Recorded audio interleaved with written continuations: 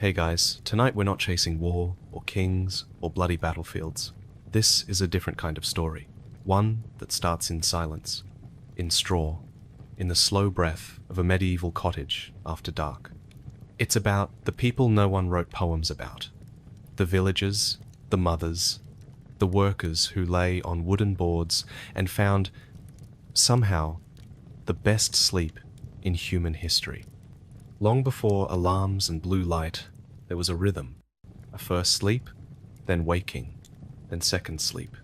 A strange and gentle routine lost to time. No clocks, no pills, no sleep hacks, just bodies worn down by toil, finding rest the way nature intended. So dim the lights, let your thoughts quiet, and step with me into the stillness of a medieval night. You're not tired. Not really. Just sore in all the places people shouldn't be sore unless they've fought a wild boar or lost a tavern brawl, which you haven't. You just spent your day hauling buckets of water from a stream that hates you, collecting kindling sharp enough to draw blood, and twisting ropes with your bare hands like some peasant-themed gym rat. Medieval fitness isn't optional. It's called survival. Still, here you are, not asleep. Which, shockingly, doesn't mean something is wrong with you. It's the 14th century, and beefasicia is just how things work. First sleep, then wakefulness, then second sleep. Like a sandwich, but instead of ham, it's cold toes, and the creeping awareness that the roof might collapse on you one day. Around you, your family is dead asleep in one large wheezing heap. Your father snores like a clogged bellows. Your sister mutters into the dog. Someone just farted and you don't have the energy to accuse anyone. The blanket is damp, the mattress is straw. You shift and something bites your calf. You choose not to investigate. Congratulations. You've entered the watching hour, that magic middle of the night pause when peasants stare into the darkness and try not to scream. Modern people would call it insomnia and throw money at sleep consultants. You light a rush candle, sit up, and try to remember if rats like ears. The fire is barely smoldering now, casting twitchy shadows on the dirt wall. It smells like wet sheep, old stew, and whatever your cousin tracked in on his boots. You pull a rough wool cloak over your shoulders and shuffle out past the tangle of sleeping limbs and chickens. The floor greets your feet with all the warmth of a slab of raw turnip. You creak open the door. Outside, the village is silent, blanketed in a darkness so thick it feels personal. This isn't your city night with a hint of moonlight darkness. This is, if I fall in the well, no one will find me until spring. Darkness. The stars glint overhead, smug and freezing. You sit on the bench beside the door if you can call 3 uneven planks and a nail a bench to let the cold do its worst. Your breath fogs in front of you. Somewhere, a cow is having dreams. You hear the clatter of a baker, already kneading dough like he's fighting a demon. Someone coughs. A bucket tips over. The world isn't awake exactly, but it's twitching. They say this hour is peaceful, that monks use it to pray, that minds feel clearest just after first sleep. Your mind mostly feels cold and itchy, but sure maybe spiritual clarity is just frostbite for the soul. Your mother joins you, wrapped in a shawl that smells like onions and chimney smoke. She doesn't say a word. She just exhales like a tired ox and stares into the night with you, as if hoping it'll blink first. Nothing really happens during this hour, and that's the point. There's no pressure, no scrolls to read, no goats to wrangle. Just you, your thoughts, and the slow hiss of your skin freezing off. It's oddly nice, in a you'll probably lose a toe but gain perspective kind of way. The firelight inside flickers violently for a moment, catching the soot-lined edges of your one-room cottage like a brief and judgmental spotlight. It illuminates everything you already knew was wrong. The cracked beams, the half-collapsed thatch roof, the mouse dragging what looks like a sock toward its den. It's home. Terrible, flammable home. Eventually, you head back in. Carefully. You step over a sibling, accidentally kick the dog, knock into the firewood stack, No one wakes. Everyone's too tired or too cold to care. You slide back into the itchy folds of the family blanket swamp. Your body groans like an old cart axle. No sleep app. No mattress commercial telling you your life will change with extra lumbar support. Just you, your 700-year-old straw mattress, and whatever creatures live in it now. You're probably their landlord. You'd evict them, but the paperwork is imaginary. You fall asleep again. Not because you meditated, not because you journaled or visualized a meadow, but because your body simply gives up. Somewhere between the creaks of the roof and the faint moan of someone's digestive regret, second sleep takes you. And, weirdly, you'll wake up rested. As if 2 sleeps with a freezing intermission is exactly what you needed. You'll wake up groggy, yes, but groggy with purpose. Flea-bitten, but determined. Not exactly happy, but alive. People in the future will forget this. They'll invent pills and routines and glowing sleep headbands. They'll schedule 8-hour sleep windows like they're catching a train. They'll call your perfectly normal midnight stare off a sleep disorder. But not you. You're just a tired peasant. Cold, itchy, mildly gassy, but weirdly okay. Because medieval sleep wasn't broken. Just everything else was. And this, tragically, was the easiest part of your day. Tomorrow comes early, and when it does, there are full buckets, frozen paths, and no toilet in sight. But long before that moment, before the sun rises, before the smell returns, before your knees pop like old furniture, you will wake again. Because this night isn't over. And your sleep? It's only half finished. The fire crackles. The cold deepens. And somewhere in your bones, the second act of your rest waits patiently. You don't remember ever learning this rhythm. It was never taught, never spoken of as a rule. It was just how things were. You went to sleep after sundown and woke again in the dead of night. And everyone else you knew did the same. But centuries from now, people will forget this. They'll forget that sleep came in 2 acts, not 1. That you once had a stretch of calm between your dreams, a space to breathe, to think, to simply be.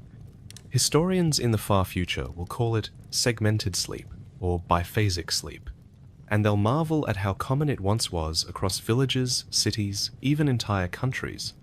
They'll pore over records, court documents, personal journals, and suddenly notice the same strange pattern repeating over and over again.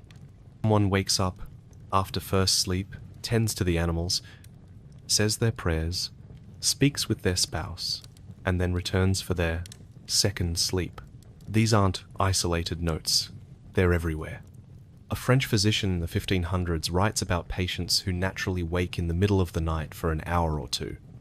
An Englishwoman in the 17th century complains that her husband is too fond of first sleep and not enough of second. Italian farmers, German monks, Spanish scholars, all of them living by the same rhythm. Sleep, wake, sleep again. And this time, between the 2 sleeps, it was never wasted. It was yours. The church encouraged midnight prayer. They said the soul was closest to God in those quiet, in-between hours. Families used it for intimacy couples, lying together in the soft candlelight, far from the burden of chores and daylight. Others told stories, pondered dreams, even visited neighbors. There are accounts of women rising to sew or mend, of men writing by firelight. Some simply sat in silence, listening to the creak of the wood and the quiet ticking of their thoughts. It wasn't strange. It wasn't insomnia. It was as natural as breathing. No one had yet invented a world that demanded you sleep like a machinate uninterrupted hours, or else you're broken. No one had sold you blackout curtains or pills or productivity hacks. You didn't track REM cycles. You didn't need to. Your sleep came when the sun went down, and when your body was ready, it released you for a while so you could wander, pray, reflect, whisper, and then, just as naturally, it drew you back into dreams. The fire is still crackling beside you. The night hasn't ended. You're only passing through the middle of it, like a boat drifting on a calm river. You stretch and yawn. Outside, frost coats the edges of the window. In this little gap between rests, you feel oddly awake, like your mind has slipped out from under the weight of the day. You're not groggy. You're alert. And there's no rush to fall asleep again. No guilt, no judgment. Just the night, and you, and the strange comfort of being exactly where you're meant to be. Some future scholar, Roger Kirchdale, uncover this forgotten truth in the archives. In 2001, he'll publish research based on over 500 historical references to first and second sleep. Letters, medical texts, diaries, court depositions, each one a breadcrumb pointing back to a world that had long since slipped into the dark. They'll realize this pattern was not a fluke. It wasn't local. It was global, universal. And it began to disappear not because people changed, but because the world around them did. Soon, the cities will glow. Lamps will fill the streets. Oil, gas, and eventually electricity will pour light into every hour of the day. Factories will demand round-the-clock labor. Clocks will slice time into rigid blocks. The idea of waking at midnight will shift from sacred to strange. But that's still years away. Right now, you're here in the middle of your night. Not broken or restless, but simply alive. Resting in a forgotten rhythm, a quieter kind of time. This is the sleep that once belonged to everyone. And while the world may someday forget it, your body remembers. The first sleep has ended, the second has not begun. And in this space, between something ancient lives. Not just silence, not just thought, but light, small, flickering, vital light. You kneel by the hearth, fingers outstretched. The coals are warm but fading, curled in their own smoke. The fire is not dead. It is waiting, just like you. You add a sliver of wood. Not too much fuel is precious, but just enough. The flame accepts your offering with a sigh. It rises, reaches, and begins to stretch its arms toward the corners of the room. You don't think about the chemistry of combustion. You don't know the word oxygen. You simply know the dance, the heat, the way flame answers to breath and hunger. This moment, this act of waking the fire, is not just survival. It is ritual. It is memory passed from hand to hand, mother to child, farmer to daughter. It is the thin line between warmth and cold, life and stillness, light and the void that presses in from every wall. You rise, slowly. The fire casts gold across the rough walls, across the faces of your sleeping family.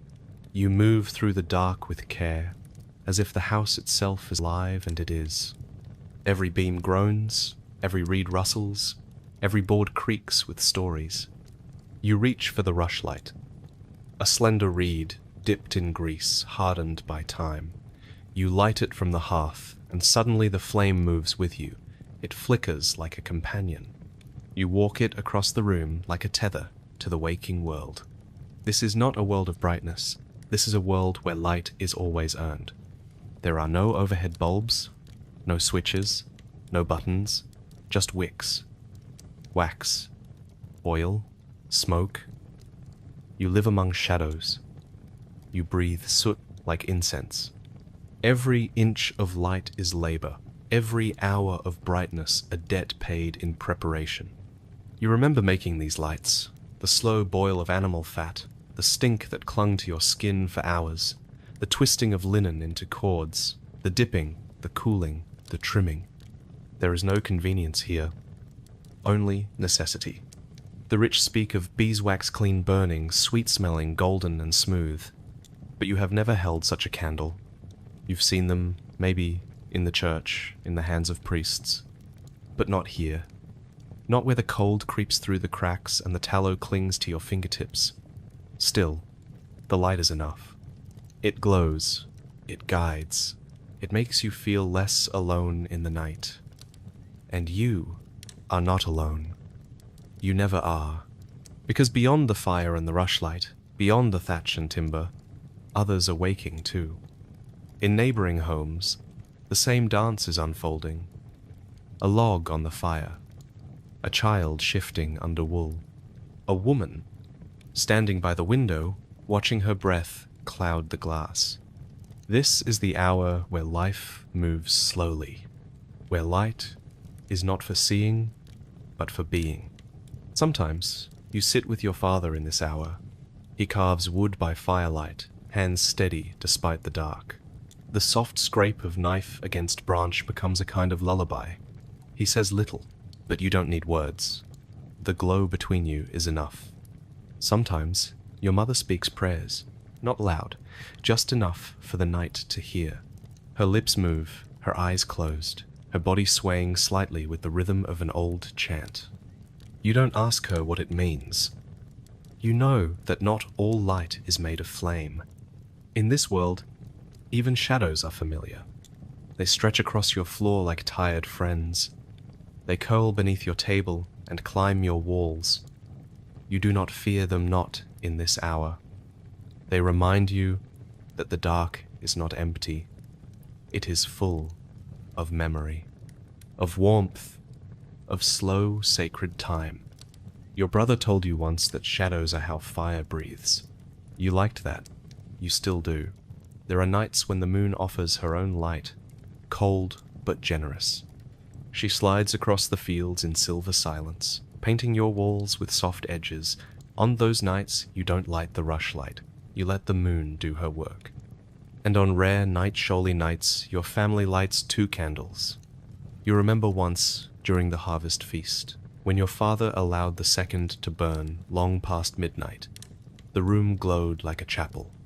You could see every corner, every crack, every grain of the floor. It felt like daylight had visited, just for a moment. You stayed awake for hours that night. Not because you had to, because you could. Because light like that was precious, and you didn't want to miss a single flicker. Now, back at the hearth, you stir the fire once more. The flame is strong now, confident. The room is warmer. Your breath no longer shows in the air.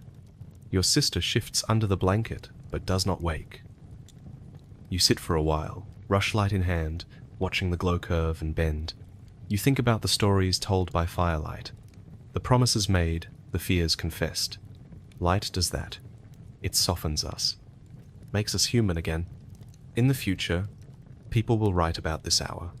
They will marvel at how little you had, and how much you did with it. They'll write essays on photoperiodism and sleep regulation. They'll call your fire a symbol of resilience, your candle a metaphor for memory. They'll study the patterns in your wakefulness and assign it a name. Segmented sleep, as if it was a design, a prescription. But you don't know that name. You only know the feeling. The comfort of a dim room, the warmth of a shared flame, the hush of a night that doesn't demand anything from you. You think of the stories told by grandmothers, about ghosts in the flame, about souls visiting through the smoke, about dreams that live in the ashes until morning. You don't believe all of it, but you don't need to. The fire tells its own story.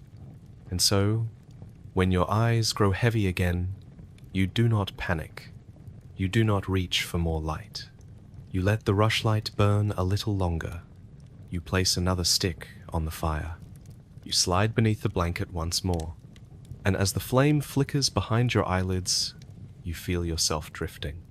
Not falling, drifting, back into second sleep, back into the night's soft cradle, back into a world that breathes not by the hour, but by the glow. And outside, the stars keep watch, and the fire waits for your return. Your second sleep hasn't come yet. You lie there, eyes half shut, listening to the quiet pop of the fire as it clings to its last breath.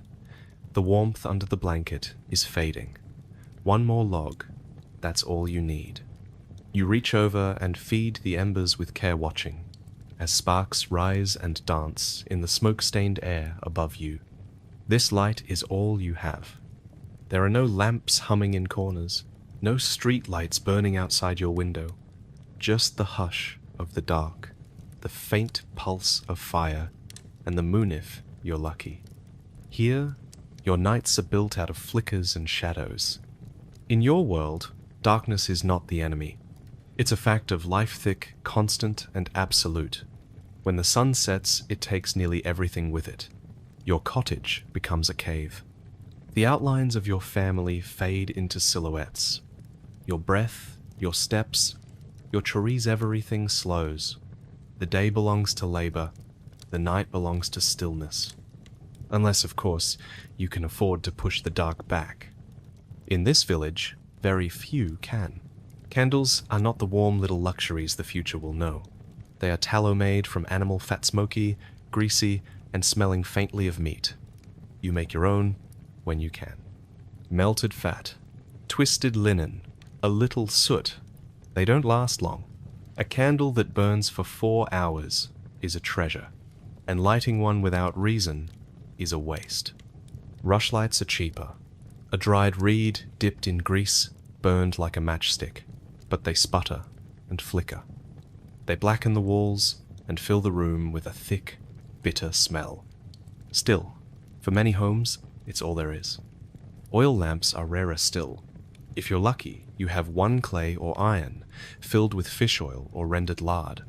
The wick floats and smokes as it burns, casting a weak, wobbling flame no brighter than a dying star.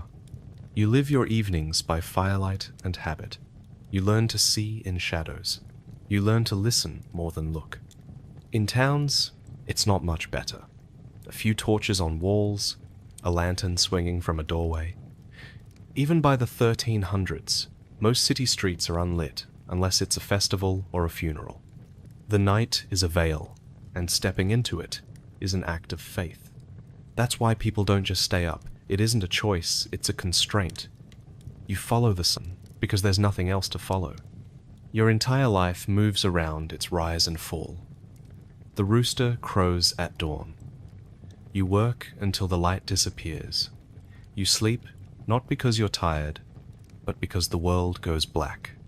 In wealthy homes, it's a different story. Nobles burn beeswax candles cleaner, sweeter, expensive. They line their chambers with tapestries and chandeliers. Their evenings stretch longer. They entertain, dine, read aloud. But even they know limits. A single beeswax candle could cost half a day's wages. No one burns one without thought. This isn't just inconvenience. It's structure. It shapes how you live. When you wake in the night between your first and second sleep, you do not light the whole house. You might nurse a bit of fire, maybe one rushlight, nothing more. You don't fight the dark. You live alongside it. And the dark, in return, teaches you to rest. Future centuries will call your nights unproductive. They'll invent clocks and schedules. They'll treat sleep like a factory, shift something to compress and optimize. They'll flood the streets with gaslight in the early 1800s, then wires and filaments by the 1880s. Cities like Paris and London will glow like bonfires. People will boast that they no longer fear the night, but in doing so, they will forget it. They'll lose the hush, the pause, the natural cue to slow down. Artificial lighting will push bedtimes later. First sleep will begin to vanish. The hour between sleep sonsi used for prayer, reflection, even poetry will shrink. By the 20th century, it will be almost completely gone, and no one will even remember it was there. But here, in your time, it still exists. You are not restless. You are not broken. You are simply awake when the world expects you to be. Your father told you once that the moon is like a shepherd's lamp, always watching, always just enough. Some nights it's a thin sliver, others a golden plate. But its constant unlike candles, it costs nothing. Unlike the sun, it asks for nothing in return. You look toward the window. The frost is glowing softly, edged in silver. Outside, the road is still.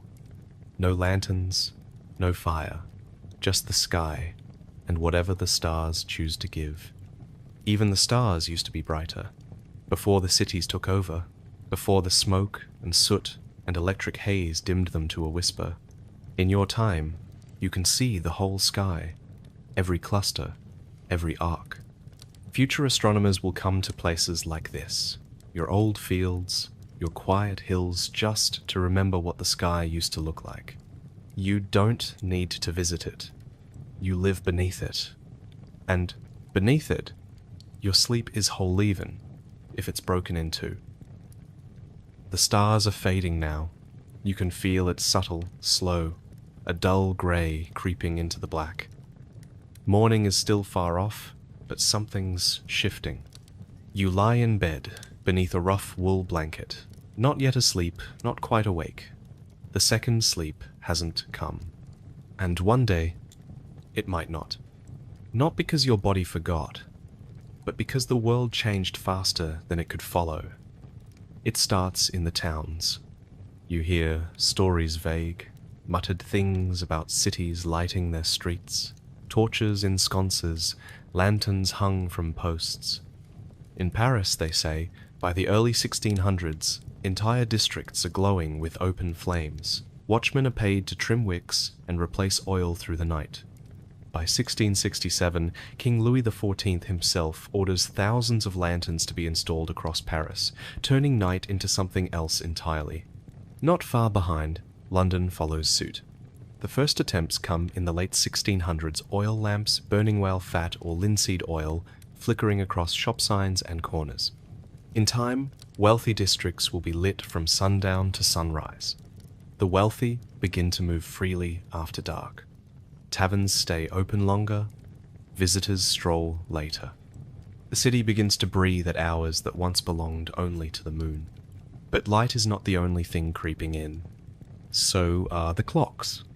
Before, time had been something you felt. The sun climbed and fell. Bells tolled from churches. Roosters, shadows, hunger, these were the markers. But now, towns begin mounting mechanical clocks in towers. Some chime every hour, others tick steadily, measuring life in tiny, exact slices. It's not long before these clocks become more than tools. They become rulers. You begin to hear strange words: timekeeping, lateness, efficiency, words that don't belong to fields or firewood. They belong to the new world, the world of factories. The shift is gradual at first. Early factories, like silk mills in England and Holland in the 1700s, require consistency. Workers must arrive by sunrise, leave at dusk. Later, when artificial light extends the workday, this will change. You'll rise earlier, sleep later. Sleep once shaped by sun and body will bow to the machine.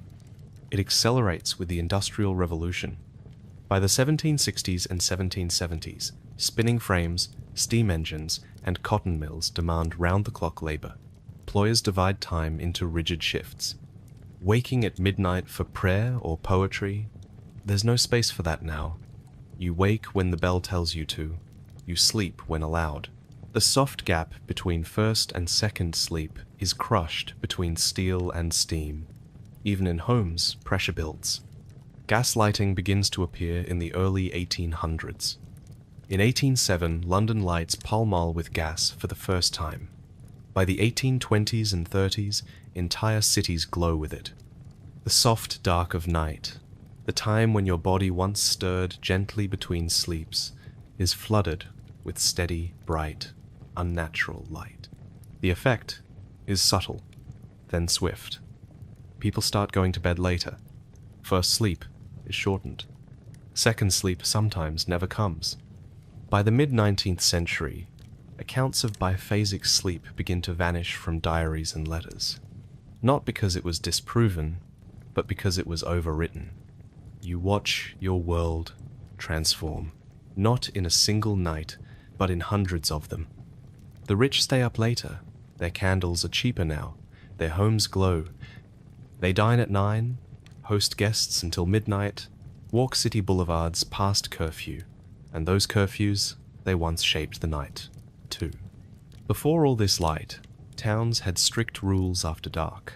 Curfews weren't just recommendations, they were laws. The word itself comes from the old French couvre-feu, to cover fire. In medieval cities, bells rang to signal when fires had to be doused, candles snuffed, movement stopped. In England, curfew bells rang nightly for centuries. It wasn't just about safety. It was about silence, about preserving the night. But the night refuses to stay quiet. Even the church, once the keeper of sleep and seasons, begins to lose control. Prayer hours are replaced by production schedules. Midnight vigils give way to midnight shifts. And what of the peasants? In the countryside, people hold on longer. For decades, segmented sleep persists in rural areas. The dark remains dark, the rhythm familiar. But even here, change comes. Factory towns pull suns away, school bells replace rooster calls, oil lamps arrive. The world outside grows louder, brighter, faster. Eventually, even the villagers forget. And no one calls it first sleep anymore.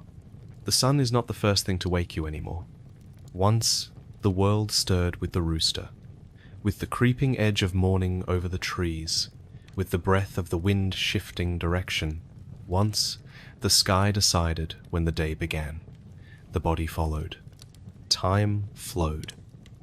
Now, something else keeps time. It doesn't glow. It doesn't rise.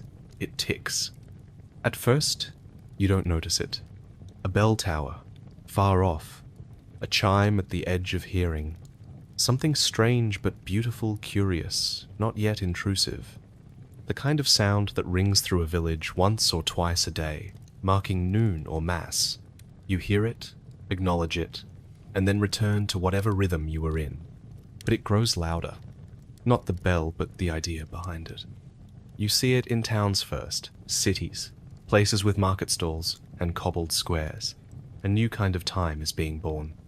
A time measured not in shadows or hunger or the position of the stars, but in teeth and gears and the slow turn of brass. The first mechanical clocks arrive in Europe in the 13th and 14th centuries. No hands, no faces, just chimes. They ring out across Florence, Milan, Paris, Nuremberg. Some are built into towers, monstrous machines wound by hand and maintained with reverence.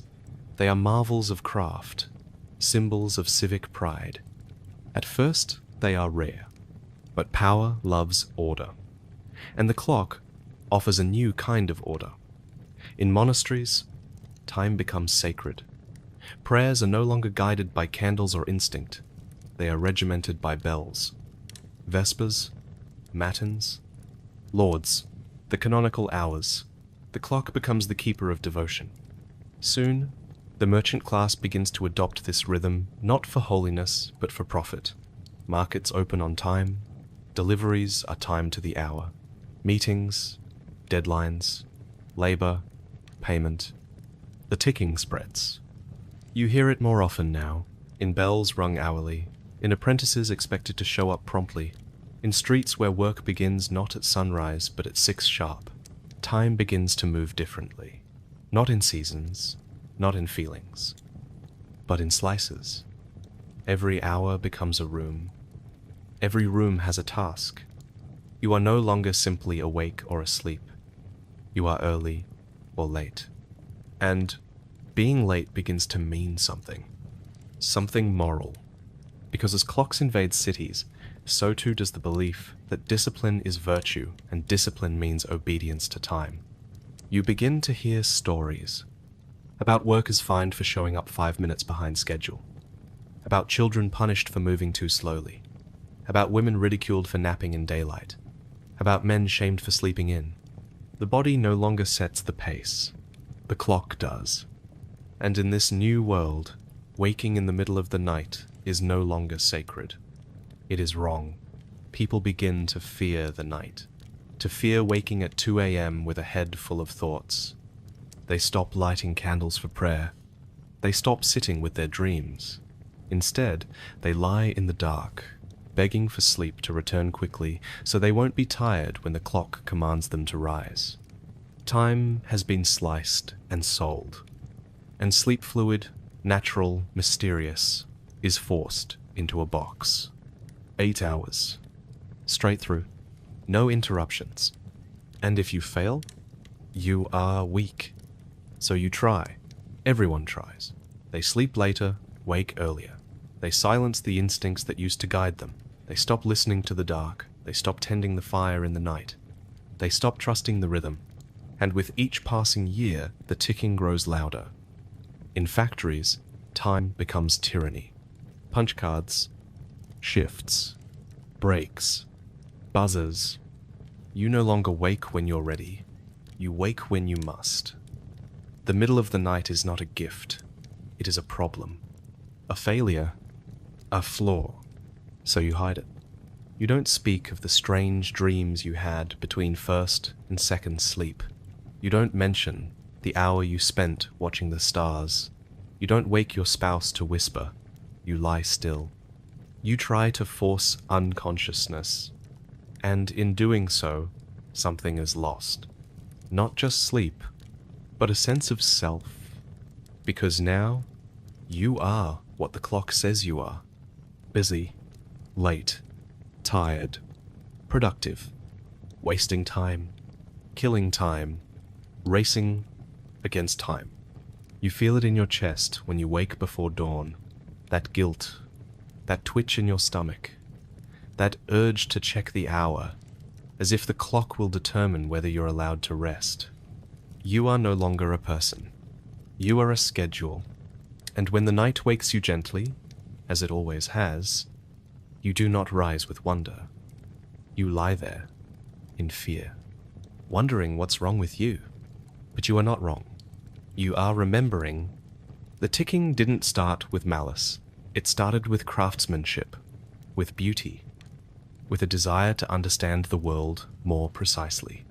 But precision, once chained to profit, became control. And control does not make space for the hour between sleeps. The clock chimes again. Somewhere, in a distant square, a tower bell rings the 3rd hour after midnight. No one stirs. No one listens. But the body hears it. The body remembers.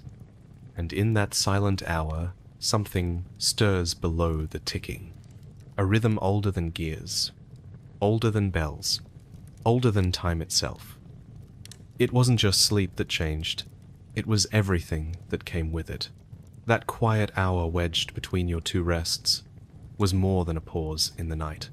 It was a doorway to reflection, to connection, to stillness. When second sleep faded, it wasn't just a habit that vanished. It was a piece of the human experience. In your time, you cherish that hour. You don't name it. You don't need to, but you know it. It's when your thoughts are clearest. When the world around you is still and dim, and the fire hums low, and the silence feels alive, not empty. Sometimes you pray, not loudly, just a whisper, half in your throat, half in your chest. Sometimes you think of the day before, or the day ahead.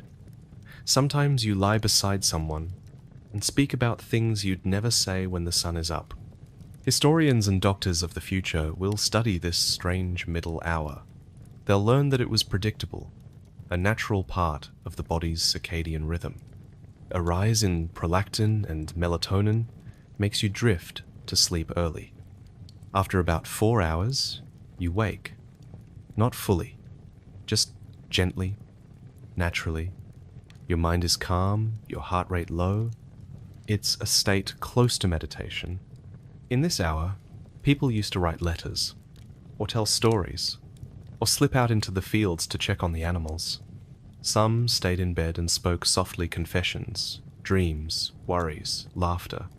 Couples reached for each other in this window, not out of duty, but out of peace. There are hundreds of historical references to this, in diaries, court depositions, even sermons. People considered it the ideal time for intimacy. Unhurried, private, unbothered. The 15th century physician Laurent Jobert mentioned that conception was believed to be more likely during this wakeful period between sleeps when the body was rested, the mind unburdened, and the world outside was quiet. Even monks understood the rhythm. The canonical hours, the structure of monastic prayer, acknowledged midnight vigils as sacred. Matins, one of the earliest prayers, was often recited at night. Waking in the dark wasn't seen as a flaw. It was a window to the divine. Then, over time, this sacred hour shrank. By the 19th century, as sleep compressed and the second segment disappeared, so did the possibilities inside that middle hour. What was once a time for peace and reflection became a problem to fix. You'll see it in future medical texts. People waking up at 2 a.m., anxious that something is wrong with them, doctors prescribing pills, books offering hacks to sleep through the night. No one remembers that once, waking up was normal. Not a failure of rest, but a feature of it. Even dreams changed. With 2 sleeps, people often remembered more. There was time to discuss them, to reflect on the strange images from the first sleep before falling into the second. Dreams were part of your night, not tucked away in a rushed, final hour. And something else was lost, too. Stillness. Real stillness. The kind that happens when the world isn't buzzing. When there's no artificial light, no phone glow, no noise crawling through the walls. Just firelight, and cold air, and the soft, rhythmic breath of those around you. People in your time knew how to sit in the dark. Not in fear, but in comfort. Today, the modern world fights that darkness. It floods the night with white light. It stretches work hours. It glorifies hustle. The body still remembers how to sleep in 2 acts, but the world no longer gives it permission. Even in rural areas, the pattern eroded. As lamps arrived, and work hours shifted, and clocks found their way into cottages, people began to ignore that natural waking hour. They pushed bedtime later. They tried to stay asleep longer. The quiet hour between sleeps became a forgotten space, unmarked, unmissed. But in your time, it still lives. You lie there, your first sleep behind you. The fire is low but alive. You hear the wind at the door. Maybe you shift in your blanket. Maybe you murmur something to the person beside you. Maybe you just listen to your thoughts settle. And then slowly, gently, you drift again. Back into sleep. No urgency, no anxiety. Just the dark, folding over you like a second blanket. Second sleep. A rhythm that once guided humanity for thousands of years. A rhythm that waited in silence and then disappeared. Your sleep is not always the same. It changes, with the wind, with the crops, with the tilt of the world. You sleep like the earth breathes in and out, long and slow, warm and cold, always shifting. In winter, the night arrives early. It settles like snow, heavy and silent, by mid-afternoon. You feel it creeping into the corners of the house even before the sun has vanished. Everything slows. Everyone draws nearer to the hearth. And sleep comes early, sometimes as early as dusk. Not because you are tired, but because the world is. There is nothing else to do. No fields to tend, no errands to run, no light to see by. You eat your stew, you speak your prayers, and then you retreat under the blanket, sometimes before the 6th bell has rung. The fire becomes your only sun. Its orange glow plays across the walls. You watch it dance behind your eyelids. You fall asleep without effort. This time of year, your sleep stretches long. 13, 14 hours. Not all at once. First sleep, awaking. Second sleep, then more dozing near dawn. A third, lighter layer of rest that drifts into morning like fog over the hills. No one calls it laziness. It's simply winter. And in winter, the body asks for more. The house is colder. So you sleep beside others, siblings, sometimes cousins. You share heat. You build nests of wool and straw and fur. It isn't shameful. It's survival. You press close to one another, arms tucked, feet tangled. And in that closeness, something ancient stirs. You dream more in winter. Maybe because the sleep is longer. Maybe because the dark holds you tighter. Maybe because your mind wanders differently when the world outside is frozen. You remember these dreams more vividly. They linger into that first waking. You whisper them across shared pillows. You ask your grandmother what they mean. And she answers with stories. Of ravens that carry souls. Of dreams that foretell the weather. Of visitors from the dead. Not all are comforting. Some nights you wake with your heart pounding. The frost creeps up the windows. The fire is low. You feel the dark pressing in. But even then there's no shame in waking. You stir the coals. You light a rushlight. You sip warm water from the pot near the fire. You wait, and sleep returns. It always returns. But then, the seasons turn. Spring arrives, not all at once, but in gasps. A softer wind, a longer ray of sun, birdsong before the fifth bell. And with the change in light, your sleep shifts. You stay awake later. The fire dies earlier. The cold releases its grip. There is more to do. Seeds to plant, fences to mend, chickens to chase.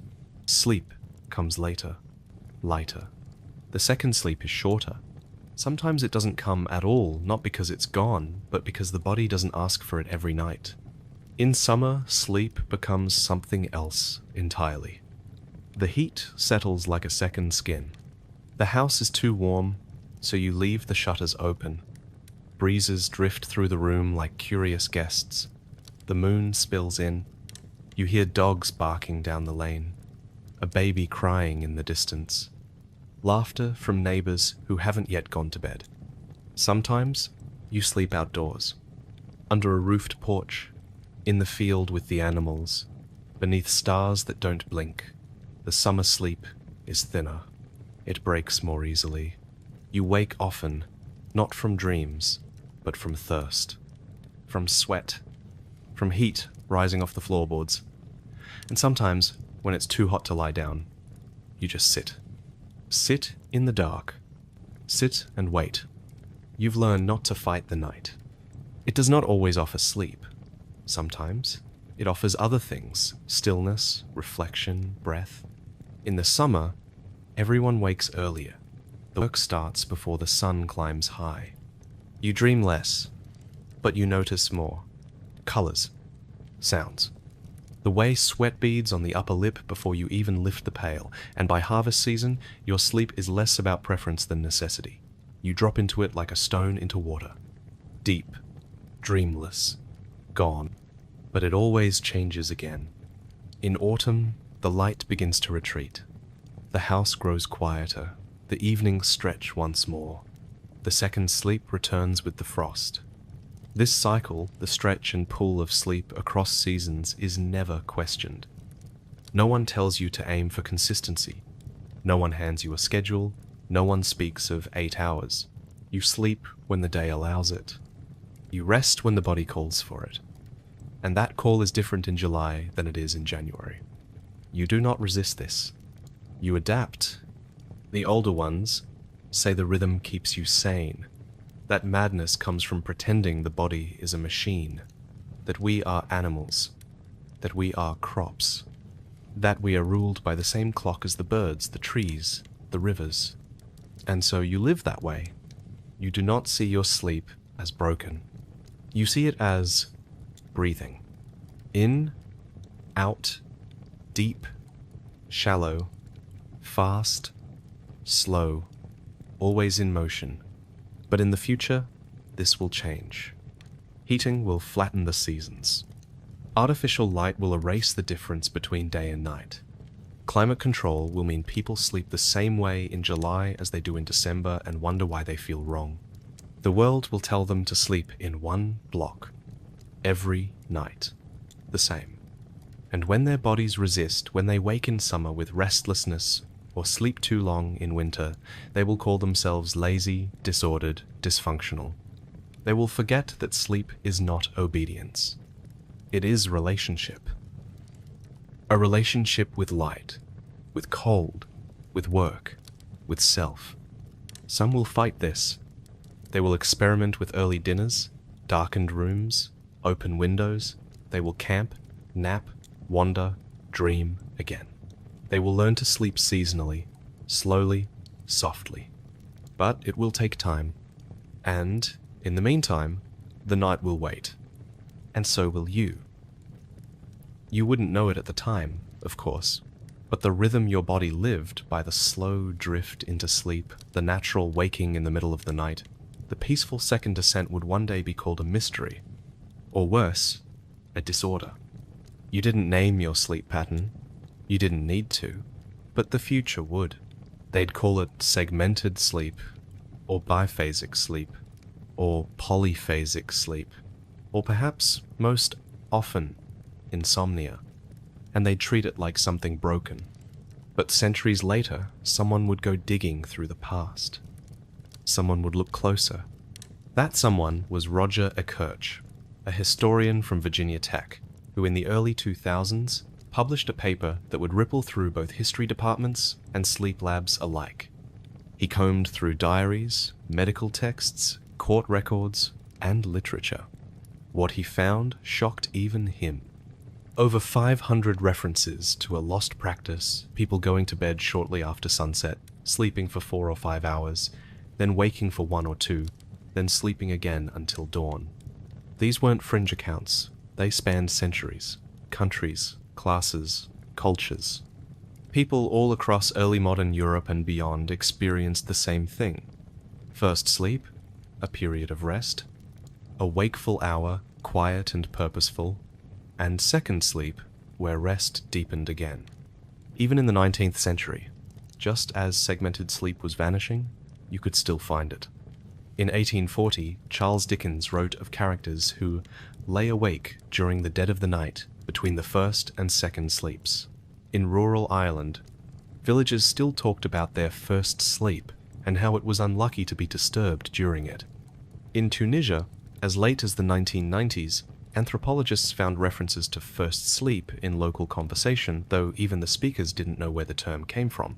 It had just remained. The rhythm was so old, it had become invisible. Ekirch's findings caught the attention of sleep scientists, who wondered, what happens to modern people in the absence of artificial light? So they tested it. In one now famous study, healthy volunteers were placed in complete darkness for 14 hours a day, every day, for several weeks. At first, the participants slept excessively, catching up on modern sleep debt. But then, a pattern emerged. They began sleeping in 2 distinct blocks, first for about 4 hours, then waking naturally for 1 or 2, then falling back asleep again for another 3 to 4. They didn't feel tired. They didn't feel anxious. In fact, most described the experience as profoundly restful. Their bodies remembered. The scientists measured hormonal changes. During the wakeful period, the body released prolactin, the same hormone that promotes feelings of calm and satiety in nursing mothers. Participants described the hour between sleeps as deeply peaceful, emotionally soothing, and mentally clear. It was a biological rhythm older than clocks, older than candles, older than language, maybe. So what happened? The answer, as always, lies in the world around you. For thousands of years, people woke naturally in the middle of the night. They didn't panic. They didn't check a clock. There was no clock. They simply stirred, reflected, prayed, wrote, whispered, and drifted off again. Then came the fire, the lamps, the gaslight, the filaments, the cities, the factories, and with them, the need to compress rest, to fit sleep neatly between the demands of productivity. The body didn't stop wanting its 2 acts of rest, but the schedule left no room for it. Today, people who wake up at 2:30 a.m. feel ashamed. They reach for sleeping pills. They stare at the ceiling, cursing their brains. But they're not sick, they're remembering. In fact, many of the people most affected by modern sleep disorders, shift workers, those with screen exposure late at night, people living under bright artificial light, are dealing not just with fatigue, but with disruption of a much older pattern. And now, slowly, quietly, the world is starting to catch on. The internet is filled with sleep tracking apps, meditation playlists, and sleep hygiene guides. Some encourage powering down lights after sunset. Others suggest avoiding screens, using candles, or going to bed earlier and waking without alarms. And when people try this, they often notice something odd. They begin waking up at night, not in panic, not in discomfort, just awake. For an hour, sometimes 2, then back to sleep again. They think something is wrong, but maybe something is finally right. Even now, some cultures retain fragments of the old rhythm. In Spain, siestas and late-night activity hint at alternative schedules. In some rural communities, children nap naturally, and elders sleep in shorter bursts across the day and night. The modern world tries to flatten sleep into a single block, but the human body has always resisted. There's growing interest in biphasic and polyphasic sleep among researchers and tech communities alike. Not because it's trendy, because it's innate. Some now argue that the ideal sleep may not be a single block at all, but 2 natural segments separated by a calm, gentle hour of wakefulness. Not screen time, not noise, just stillness, journaling, reflection. Even the act of lying quietly, eyes open, without pressure to sleep. It echoes what you once knew. You didn't call it a technique, you didn't time it, you didn't optimize it, you just lived it. That small, forgotten hour between the sleeps was a kind of gift, a space the modern world erased. And now, quietly, it is trying to reclaim it, because the body never forgot. And now, slowly, neither will we. The house is still. You are between 2 nights, between 2 selves. Not yet dreaming, not yet awake. And in this soft, dark hour, the world behind your eyelids is closer than the one outside. This is the hour of dreams. You don't remember them all. No one does. But in this hour, this gentle waking, you catch their fragments before they fade. A river, impossibly wide. A voice you know but cannot place. A face seen long ago that speaks without moving. The smell of smoke, the sound of bees. A feeling in your chest like flight or grief or something unnamed. You don't try to make sense of it right away. You sit up slowly. The fire is low as always. You let the room settle around you. Let your heart slow. You hold the dream like a feather cupped in your palms, fragile, fading, but real. In your time, no one tells you that dreams are nonsense. No one tells you to forget them. Dreams matter. They are stories from somewhere else. Messages, signs. You speak of them over breakfast. You whisper them into the dark. You carry them like warnings, or gifts, or puzzles only time can solve. There are dreams you have that feel bigger than you, as if the sky itself handed them down. Sometimes you wake from them weeping, sometimes laughing, sometimes afraid. You tell your mother, and she nods. She has dreamed, too. In medieval Europe, dreams are not dismissed.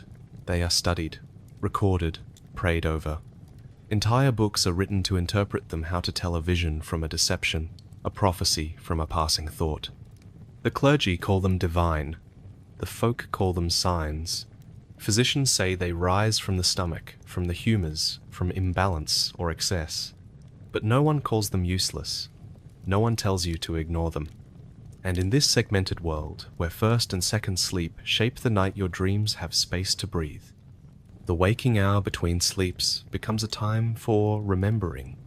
You rise from first sleep not in panic, but in curiosity.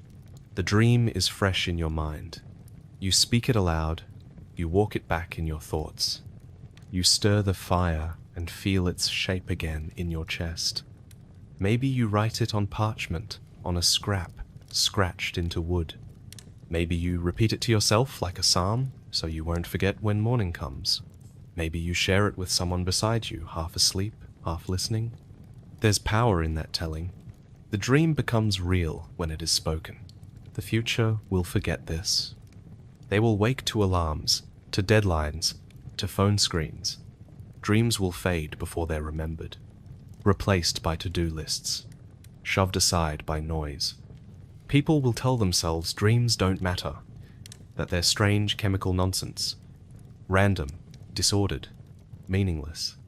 But something in them will ache, because even if they don't remember their dreams, they'll remember what it felt like to have them, the way they lingered, the way they haunted or helped, and they will crave the space to find them again. The science will come later. Studies will show that the gap between first and second sleep is rich with REM cycles. That waking between sleeps often enhances dream recall, that the brain is more active in that soft hour than in the depths of night. They'll call it a cognitive bridge, a space of insight. Some will say it was the first form of therapy, but you don't need those terms. You just know that some of your clearest thoughts come in this hour, some of your gentlest memories, some of your hardest questions. You've solved problems here, in the dark, with no sound but the fire and your breath. You've mourned here, loved here, imagined whole lives that will never happen, and still felt grateful for them. This hour is not empty. It is fertile, and in the world ahead, it will be paved over, walled off by electric light, buried in exhaustion, but it will not be gone. Somewhere, someone will wake in the middle of the night. Their room will be silent, their body still. They will remember something that has no name, a face from a dream, a sentence, a song, and they will know deep in their chest that it matters. Maybe they won't know why, but they'll feel it, and in that moment they will not be alone. Because you too once sat by a dying fire, blinking at a dream you could not explain, holding it gently, letting it live, letting it go. And that rhythm, that sacred breath between sleeps is still inside them, waiting. You'd think that with all the advancements, all the science, all the glowing screens and pill bottles and smart mattresses, people would sleep better now. But they don't. They sleep less. They sleep worse. They lie in bed for hours, staring at ceilings and blue lights, wondering why their bodies feel like strangers. In your world, the medieval one, you slept in sync with the planet. You rose with the sun. You fell into rest as it disappeared. You weren't chasing productivity. You weren't chasing anything. Sleep was not a battle. It was a rhythm. A pattern so familiar you barely noticed it was there. But centuries from now, that rhythm will be gone. Not because humans evolved past it, but because the world bulldozed over it. It began with machines, with steam and coal and iron, with factories that demanded bodies in seats at 6 in the morning, with whistles that replaced roosters, with gaslight that stretched workdays and blurred evenings into profit. The 19th century was the first sleepless century, at least the first one to be proud of it. Men who once sat by firelight talking softly to their wives now punched into mills, groggy and stiff. Women who used to rise between sleeps to nurse children or sew in peace were now pressed into textile factories, where the clatter never stopped. Children once curled under shared blankets, lulled by the dark, were shoved into schools and schedules, taught that waking in the night was wrong.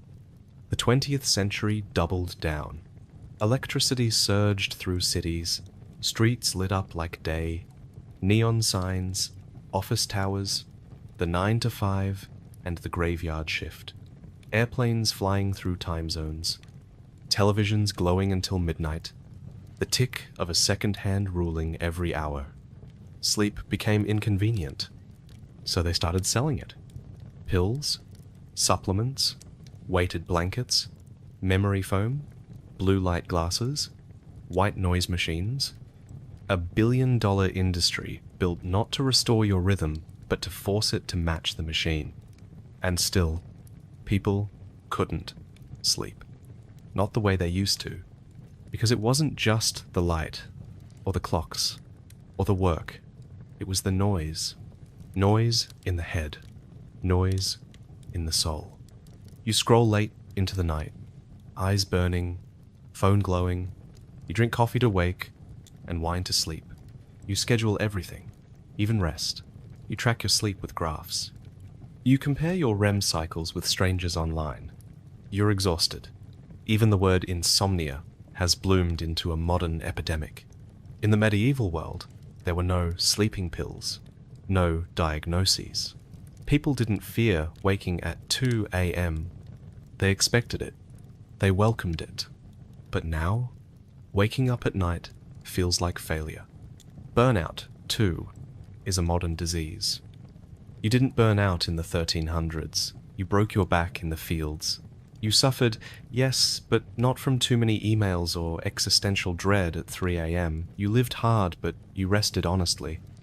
Modernity gave you more hours in the day, but stole the one that mattered most. That hour between sleeps. The one where your mind softened, where you could breathe. Where you weren't a worker, a consumer, a target audience. You were just you. A person sitting beside a fire, watching the sparks rise. It's ironic. All the effort, all the inventions, all the scheduling and optimizing and tracking, and still, people long for silence, for peace, for sleep that feels like sleep. So they try to claw it back. They buy blackout curtains. They turn off notifications. They meditate. They go off-grid for a weekend. They stare at the stars and feel something stir in their chest, something they can't quite name. But you know what it is. It's memory. Not personal memory, but something deeper. Body memory. An ancient knowledge buried beneath generations of buzzing light and sleepless nights. The memory of rest. Real rest. You had it once. Not because your world was perfect. It wasn't. You were cold. You were poor. You worked until your hands cracked. But your body knew when to sleep, and it knew how to wake. And it never judged you for either. The modern world gave people comfort, but took away ease. It gave choice, but took away instinct. And so, millions now lie in bed, wondering what's wrong with them. Why their thoughts race at midnight. Why they feel most alive in the dead of night. Why, even when they sleep, they don't feel rested. Maybe it's because they're sleeping against themselves. Maybe they've been told to live in a rhythm that was never theirs to begin with. And maybe, just maybe, remembering you, your quiet night, your soft waking, your second sleep, might be the key to finding it again. Because the truth is, we didn't evolve past segmented sleep. We forgot it. And now, we're tired. You didn't think of sleep as a sin. Not at first. When you were small, sleep was a given. You lay your head down when the world went dark. You rose when the light returned. No one asked you to justify it. No one demanded you earn it. It came like hunger, like thirst, natural, repeating. But as you grew, you began to hear another voice. Not in your home, but in the chapel. The voice of a priest, firm and echoing, saying words that caught like thorns. Sloth is death to the soul. The idle hands invite the devil. Sleep when the work is done, not before. And something shifted inside you. Suddenly, sleep had a shape. Not a soft, breathing rhythm, but a boundary. An edge you weren't meant to cross without permission. You learned the list by heart, as every child did. The 7 deadly sins. And there, tucked among wrath and envy and pride, was sloth. Laziness, lethargy, the refusal to move, to serve, to produce, And so sleep, once a simple surrender, became something to watch, to weigh, to second guess. The church never banned sleep, but it wrapped it in rules. Rise with the bells, pray before dawn, fast during hours of rest. Confess if you slept through your duties. Holiness, they said, was about vigilance. Saints didn't oversleep. Monks didn't nap. Angels didn't waste time in bed. The body was seen as weak, suspect, prone to indulgence, and sleep, especially deep, luxurious sleep, was one of its most tempting pleasures. Too much of it meant softness, meant sin. You remember lying awake on winter mornings, the fire low, the room still wrapped in cold. You wanted to stay under the blanket, just a little longer. But in the back of your mind, that voice stirred again. Do not be slothful. The righteous rise early. To lie in bed is to turn from God. You weren't taught these words in anger. They came gently, woven into sermons, into stories, into proverbs. But they stuck. Even the stories of saints praised their wakefulness, their suffering, their refusal to rest. Saint Catherine of Siena slept 2 hours a night. Saint Rose of Lima lay on a bed of glass shards and cacti. Even Christ, they said, warned his followers in Gethsemane. Could you not watch with me 1 hour? The ideal was not peace. It was endurance. And so, across the centuries, this belief took root. Not just in the church, in the village, in the home, in the mind. That to sleep too long was shameful. That to rest while others worked was selfish. That stillness must be earned. And so even as you slept, you judged yourself. Waking in the night used to feel sacred, a pause, a gift. But now, it made you anxious. Would people think you slept too much? Would the Lord frown upon this second rest? Was this hour between sleeps a holy moment, or a temptation? You began to ask questions you never used to ask. Have I done enough to deserve this stillness? Am I wasting the night? Is this how sloth begins? And in that asking, something precious slipped away. Because shame is not a natural companion to sleep. You weren't born with it. It was given to you, handed down like an heirloom no one wanted to inherit. And it didn't stop with you. Even centuries later, that shame remained. It wore different clothes, spoke in different voices. It said, I'll rest when I've earned it. You can sleep when you're dead. If you're not grinding, you're falling behind. It came not from pulpits, but from conference rooms. Not from priests, but from bosses. But the message was the same. Stillness is indulgence. Sleep is weakness. Rest must be justified. And so people drank coffee instead of napping. They bragged about pulling all-nighters. They apologized for sleeping in, even on weekends. They carried exhaustion like a badge of honor. And all the while, their bodies whispered, this is not how we're meant to live. Because the rhythm you lost wasn't just physical. It was moral. You were taught that movement is virtue. That pause is guilt. That the sacred lies in effort, not ease. But what if they were wrong? What if sleep is not a flaw to overcome, but a return to grace? What if the hour between sleeps, the soft waking, the dream reflection, the breath by firelight is not indulgence, but insight? What if stillness is holy? Some people are starting to ask that now. They speak of Sabbath, not as restriction, but as restoration. They practice silence, take digital fasts, block out hours for unproductive presence. They reclaim naps. They lie in bed with open eyes and let their thoughts wander not with guilt, but with permission. They are learning that rest is not a reward for suffering. It is a right. Not because they've worked enough, but because they are human, and in that rediscovery, the shame begins to crack. Stillness does not need to be defended. Sleep does not need to be earned. And second sleep, long dismissed, begins to rise again, not as a sin, but as a sanctuary. You don't realize you're living in a golden age of rest until it's already gone. In your time, rest isn't something you chase. It just is, built into the shape of the day, into the sky, into your bones. The sun goes down, you sleep, you wake, you sleep again. There's no need to explain it. It's not productive. It's not monetized. It's not named. It just happens. But in the future, rest becomes a pursuit. People chase it like they chase wealth, like they chase success. Because the one thing modern life will starve them of more than money, more than meaning, is peace, quiet, uninterrupted breath.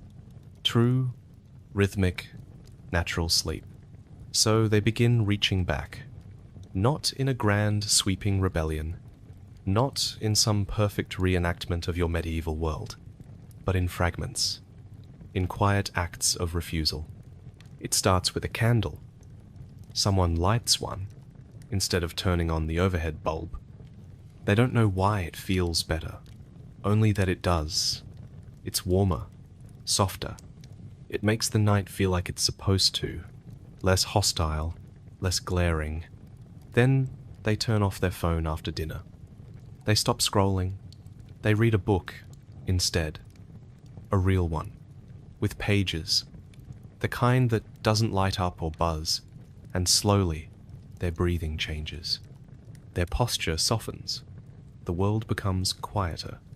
They go to bed earlier, not because they're being good, not because a podcast told them to, just because their body asked for it, and this time they listened. And then it happens. They wake up at 2 a.m. or 3:30, not in panic, not in anxiety, just awake, in the dark, still, calm. They sit in the quiet. Maybe they write, maybe they pray, maybe they lie back and listen to the wind outside. They don't realize it yet, but they've just rediscovered something lost for centuries. The second sleep waits.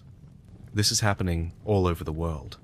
People are unplugging, going off-grid, buying blackout curtains and sunrise alarm clocks, sleeping in cabins, in tents, in silence. They're doing cold plunges, forest walks, slow mornings, not because it's trendy, but because everything else feels unbearable. The pace of modern life burns through the nervous system like fire through dry grass. Always rushing. Always reacting. Always needing to be on. But your time, the medieval world, had built-in rest. Not just physical, but psychological. The pace was slow because it had to be. You couldn't rush a loaf of bread. You couldn't summon a message across town in seconds. You couldn't flip a switch and erase the night. Your world made peace with darkness, and in doing so, it gave you a rhythm of sleep the body still longs for today. The modern world, on the other hand, has fought darkness tooth and nail. It filled the sky with artificial light. It made time a commodity.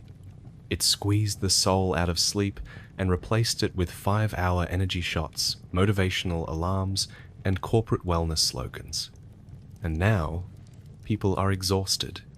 They're not just tired, they're weary in their cells. They've tried everything: caffeine, medication, therapy, technology, and still, something inside them whispers, "You were never meant to live like this." So they start to slow down. They leave their phones in another room. They eat dinner at candlelight. They lie in bed before 9. Not because they're old, not because they're boring, because they're finally listening to something ancient. Their own biology. They try circadian fasting, eating only in daylight hours. They talk about melatonin. They learn that their bodies follow a sleep-wake hormone cycle that once aligned perfectly with sunrise and firelight. They hear about the prolactin plateau, that peaceful, calm hormonal window that happens between two natural sleep phases. They hear terms like segmented sleep and biphasic rhythm. It sounds radical, new, but it's not. It's what you did every night without needing to name it. They talk about going analog, slow mornings, no screens. They turn back to the tactile handwritten notes, paper books, clay cups, things that ground them, things that remind them of being human. And they try things like blue light filters, night shift mode, sleep sanctuaries. But what they're really trying to do is recreate your cottage, your fire, your stillness. Not because they miss the hardship, but because they miss the rhythm. They don't want to churn, they want to rest, and more importantly, they want permission to rest. Your world didn't give you much, but it gave you that. No one in your village shamed you for sleeping.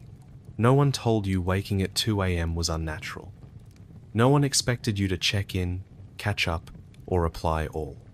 You could lie in bed, listen to the crackle of the fire, whisper to your loved one, or simply sit, breathing, as the dark settled over the thatched roof like a blanket. Today, people are trying to stitch that feeling back together.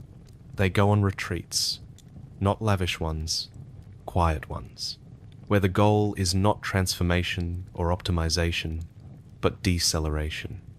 The goal is simply to be, to wake in the night and not panic, to sit by a flame and feel whole, because something deep inside them remembers.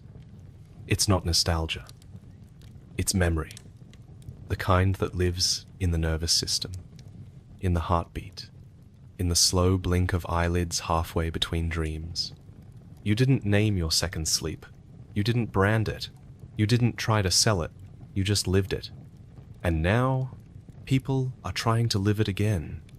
Because maybe the cure for modern restlessness isn't in the future.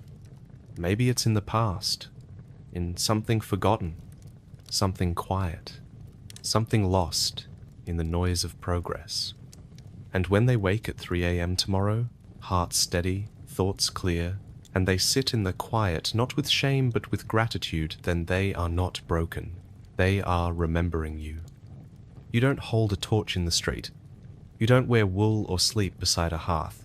But somehow, simply going to bed early now feels radical. Because in this world, this future world, you're expected to burn at both ends.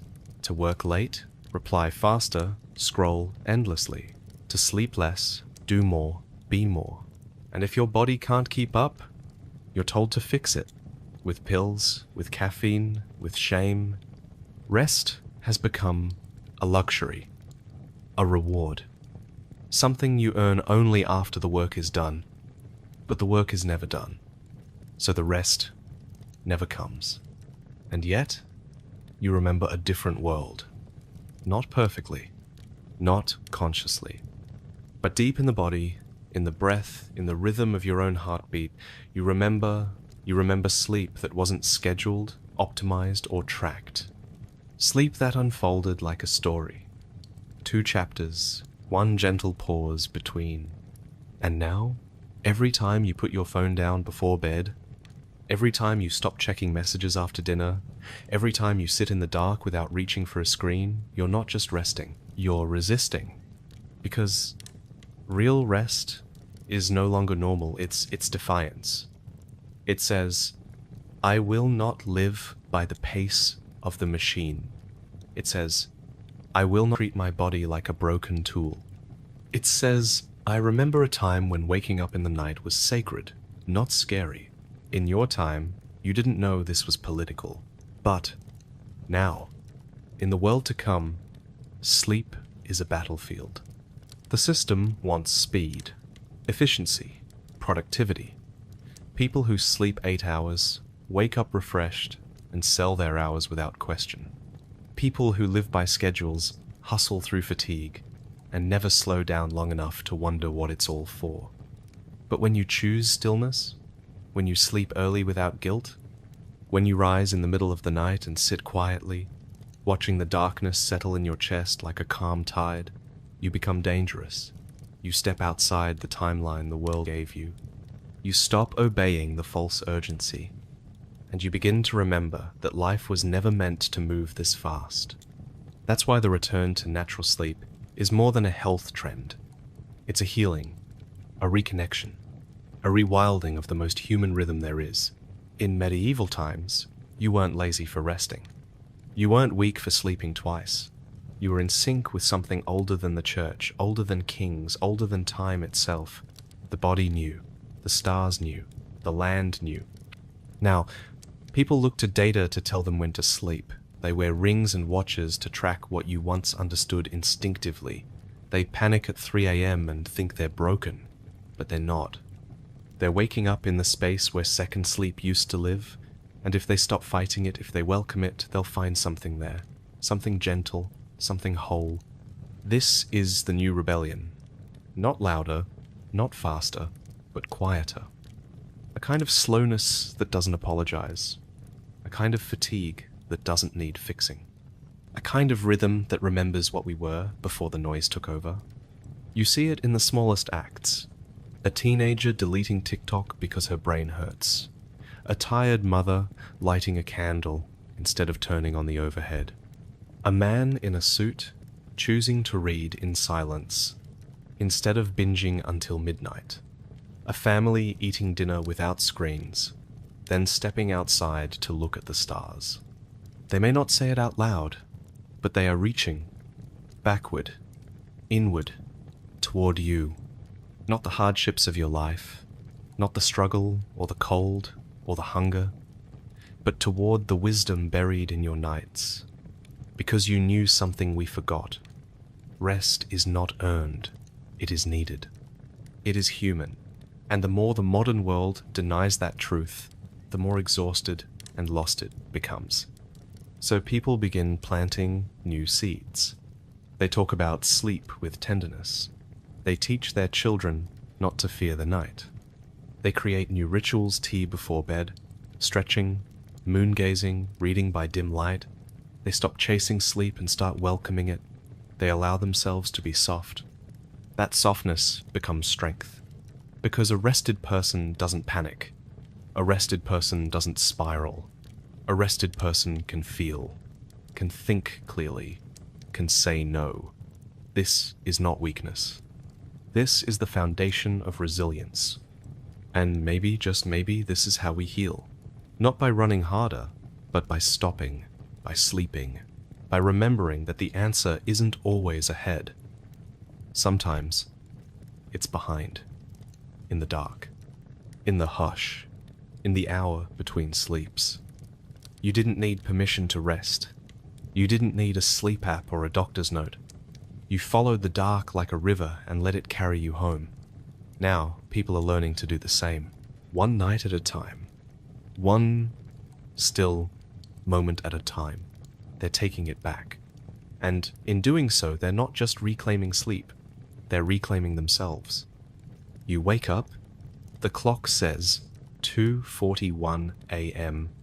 The room is quiet, dim, the hum of the refrigerator, the soft tick of a wall clock. You lie still, blinking into the dark. You don't know what stirred you, a shift in temperature, a passing thought, a dream already dissolving. You should go back to sleep. That's what the world has trained you to do. Close your eyes, ignore it, don't look at your phone, don't get up. You have work in the morning, you have a meeting at 9. You need to sleep. Sleep. Sleep. But you don't force it.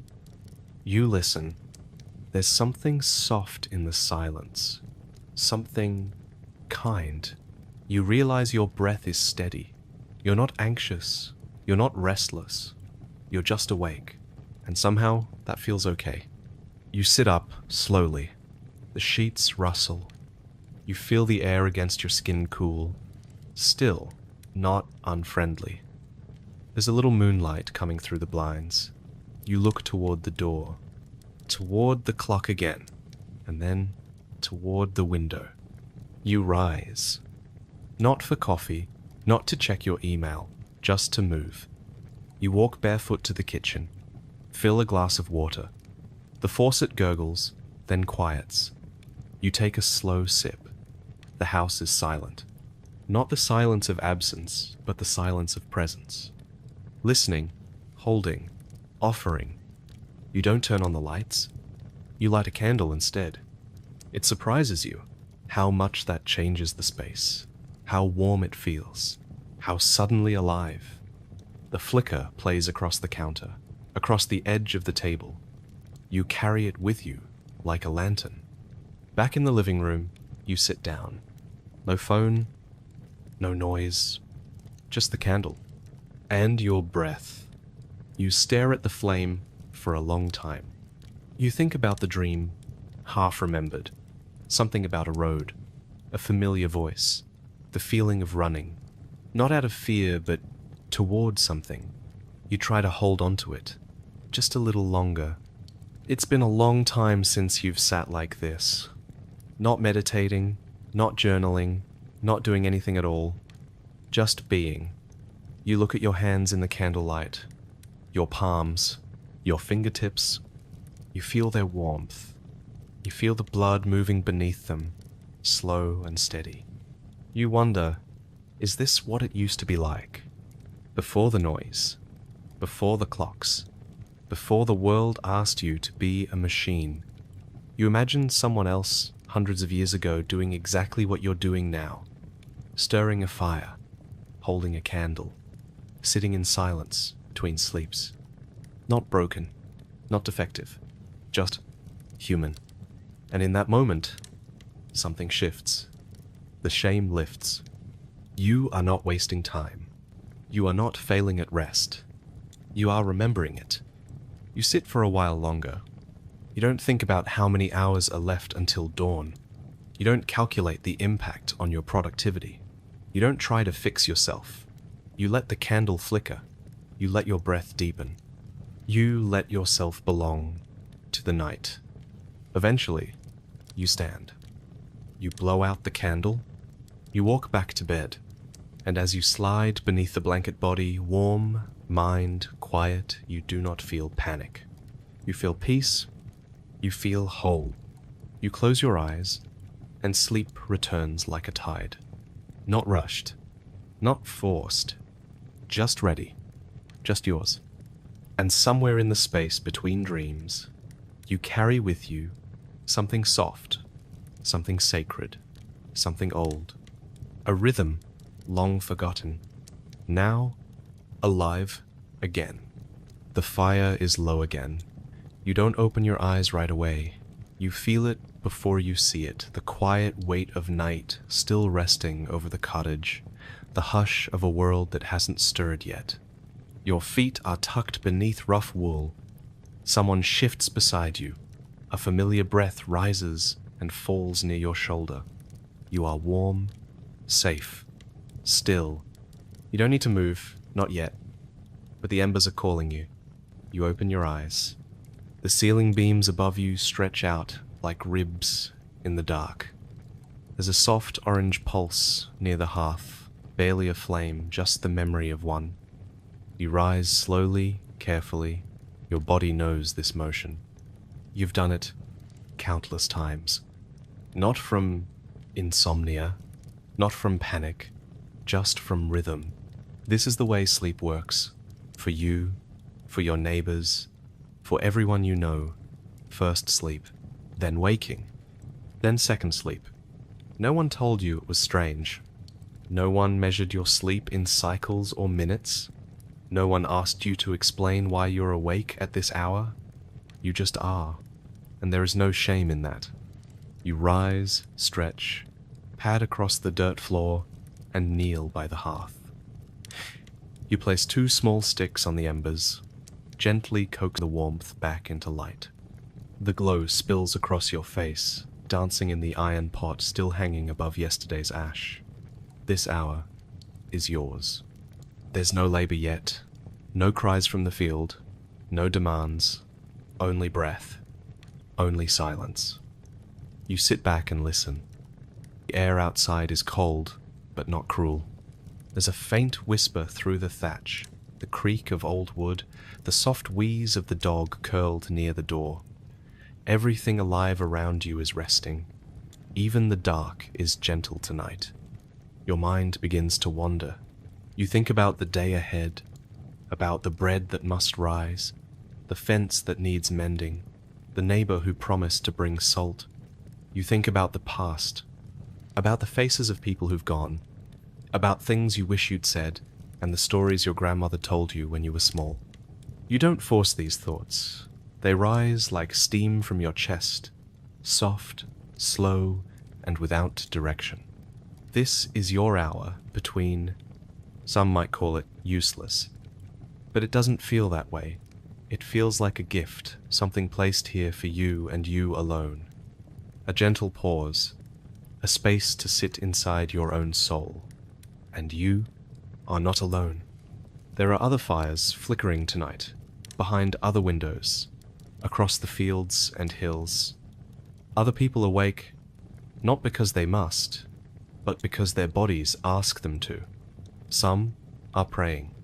Some are holding hands. Some are writing. Some are simply breathing, like you, and listening to the silence. Centuries from now, this moment will vanish. The world will race ahead. Oil lamps, gaslight, light bulbs, screens. The soft dark of your cottage will be replaced by cities that never sleep, homes that never dim, minds that never quiet. People will forget this rhythm. They'll forget there was ever a time when sleep came in waves, not blocks.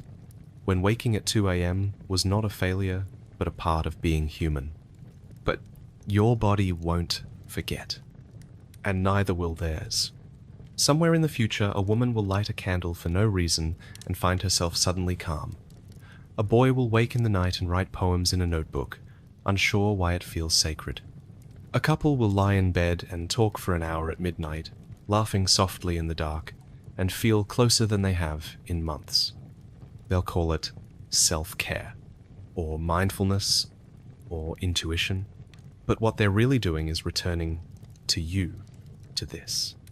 To a sleep that breathes like the earth. They'll realize, slowly, painfully, that rest isn't weakness, that softness isn't shameful, that their bodies have always known how to find peace if only they'd listen. And some will begin to listen. They'll stop shaming themselves for waking in the night. They'll dim their lights. They'll turn off their phones.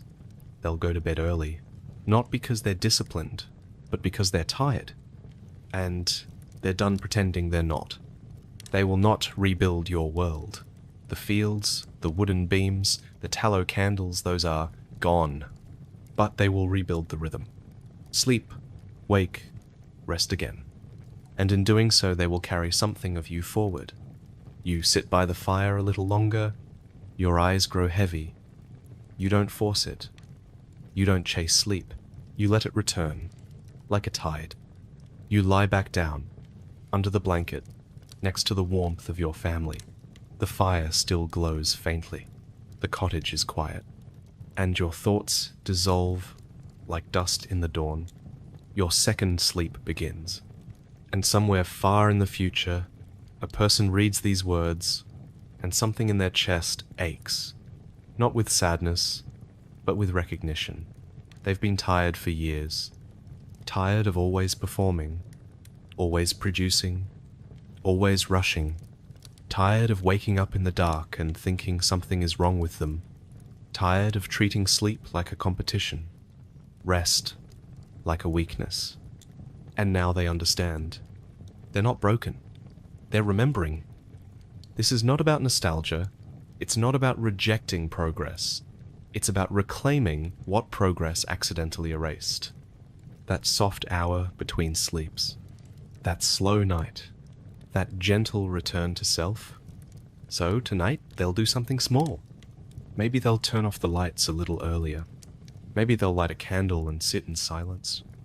Maybe they'll wake at 3 a.m. and just lie there, not scrolling, not worrying, just listening to the dark. And when they do, you'll be there.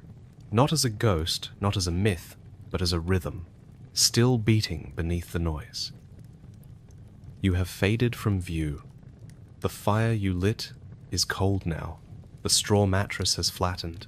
The beams of the cottage have been reclaimed by rot and time. The world you knew, dim, slow, rough, honest, has fallen into the pages of history. You do not walk here anymore. And yet, you are not gone. You remain. In rhythm, in breath, in the hush between two halves of the night. The story of sleep isn't over. It was never just yours. And it was never really about sleep. It was about trust. Trusting your body to know what it needs. Trusting the dark not to harm you. Trusting that silence is not empty. That rest is not failure. That slowness is not shameful. In your time, that trust was unspoken. You didn't question it. You rose and lay down with the sun. You stirred in the night because that's what bodies do. You lived with the land, with the seasons, with rhythms older than scripture. And then the lights came, not all at once. First it was candles for the rich, then oil lamps for the streets, then gas, then wires, then bulbs that hummed behind closed eyelids. Cities that glowed like noon at midnight, clocks that ticked and rang and counted out your worth. The rhythm broke, not because it was wrong, but because it didn't fit the pace of profit. Sleep became compressed, controlled, scheduled. The soft waking hour in the middle of the night, once a space for prayer, dreams, warmth, was cast aside. And when people continued to wake during that hour, they were told something was wrong with them. They were called insomniacs, told to medicate, to suppress, to conform. But the rhythm never truly left. It hid. It sank down into the cells, into blood and bone and breath. It waited beneath alarms and anxiety and white noise machines. And now, slowly, people are beginning to feel it again. Not because of books, not because of research, but because these are asking to be trusted again. They are beginning to listen. A man goes to sleep early and wakes at 2:15 a.m. He sits in silence for an hour, no longer afraid. A woman turns off her phone at dusk. She lights a single lamp and reads until her eyes close. Naturally, a child dreams before midnight, wakes to draw before dawn, and returns to bed without ever being told it's strange. These are not isolated moments. They are fragments of something larger, something older. A slow, quiet revival of the most human rhythm we have. Modern science is catching up. Studies now show that biphasic sleep may be more restorative, that our ancestors weren't wrong, they were in sync, that the time between first and second sleep was rich with prolactin, calm, clarity, that the body is still waiting for its space to breathe, and still, the world fights back. The pressure to hustle, to optimize, to outwork and outperform it doesn't let go easily, but rebellion doesn't have to be loud. Sometimes, it's a dim room, a cup of warm milk, a refusal to answer an email at midnight, a conscious decision to sit in the dark and do nothing at all. These moments matter, because history is not a line, it is a spiral, and what was once forgotten can be remembered again. Your story is not gone. It lives in those who slow down, who choose quiet, who wake in the middle of the night and feel no shame, who light a candle, who rest, not because they've earned it, but because they exist. You live in their rhythm, in every breath that doesn't rush, in every night that unfolds without a screen, in every moment of rest that feels undeserved and yet is taken anyway. This isn't about turning back the clock. No one is trading running water for thatched roofs. No one wants to revive the hardships of your time. But they want to recover something else, something you had without knowing it. A night that belongs to the body. A sleep that does not fear interruption. A world that knows how to stop. That is your gift to the future. Not a lesson. Not a moral. Just a memory. A living memory carried in bones and breath, waiting to be heard. Even now, someone is reading this and realizing for the first time that they are not broken. They are simply remembering. And with that memory comes something softer than instruction, more powerful than advice. Permission. Permission to rest. To wake without guilt. To sleep again. To trust again. and to know, truly know that they are part of a rhythm that has never been lost. Only quiet, only waiting, only now, beginning to hum again beneath the noise. You lie down once more. The fire has dwindled into a low amber glow, casting the faintest flicker on the uneven walls. Ash settles like a blanket over the last embers, a quiet hush of warmth beneath a layer of grey. It doesn't need to be bright anymore. It simply needs to be there. The dark is kind tonight. Not heavy, not looming, but soft. A gentle curtain pulled over the shoulders of the world. It muffles sharp edges. It swallows harsh noises. It invites only what is necessary. And what's necessary now is rest. Outside, the wind presses against the cottage walls, but it doesn't howl. It hums, a long, low lullaby, stitched from the sounds of branches swaying and thatch shifting. The night doesn't rush you. It doesn't prod or pull. It waits. And so do you. Your body, curled in wool and straw, finally begins to unclench. Joints that held tension like secrets start to soften. Fingers unfurl, shoulders melt a little lower into the shape of sleep. There is no urgency here, no expectation, just breath. The breath softens. Slow, deep, quiet. You begin to notice the air again, not just the act of inhaling it, but the feel of it. Damp, cold, a little sweet. The way it travels in, brushes against the back of your throat, rests in your chest, and then the slow sigh of letting it go again and again, until each breath becomes a rhythm, until the rhythm becomes a cradle. No ticking clocks. There is no second hand to chase, no deadlines hiding behind sunrise. Just time as it once was, circular, gentle, tied to the land and the moon. Time that bends and breathes with you. Time that doesn't punish or push. No glowing screens. No buzz of messages. No hum of electricity. Just the faint crackle of ember and the small night creaks of an old wooden beam settling into the cold. The darkness isn't empty, it's alive in its own quiet way. And you belong to it. No weight of doing. No checklists. No achievements. No need to be clever or kind or capable. You are not a project. You are not a task. You are a body, a breath, a heartbeat in the dark. That is enough. Only being. Here, being is sacred. Here, being is allowed. Thoughts try, at first, to keep speaking. A dozen unfinished sentences parade across your mind. Worries knock, faintly, on the inside of your ribs. But they are no longer convincing. Not tonight. You let them knock. You don't answer. The thoughts slow. Not because you force them to, but because the space around you makes it safe to let them go. The stillness invites the mind to loosen its grip, to let a few things fall, to leave a few things unresolved. The rhythm returns. It's not just your breath now. It's the faint, slow rhythm of a world in rest.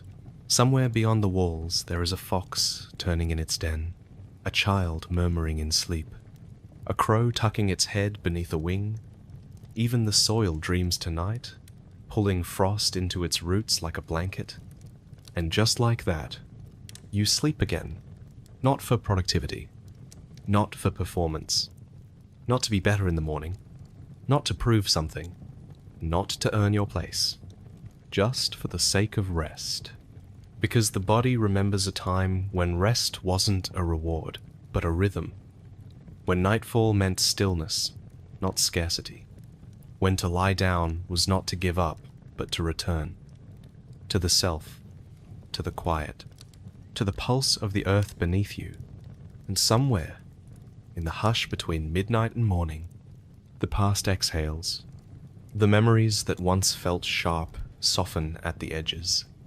Not erased, only no longer urgent. Shadows of old conversations fade into the background. Faces blur. Sounds drift. What hurts less. What lingered loosens. The future listens. Not with judgment, but curiosity. It doesn't knock or barge in. It waits in the wings, patient, a kind observer, rather than a looming storm. It knows there is time. It knows you will come to it when you're ready. But for now, it watches you sleep. And the rhythm continues. It carries you gently, deeper, into the dark. A rhythm older than clocks and calendars. The slow pulse of stars above, the breath of trees outside, the turning of soil, the quiet beat of your own heart, steady and safe. You are part of it. You have always been part of it. And tonight, in this stillness, you remember.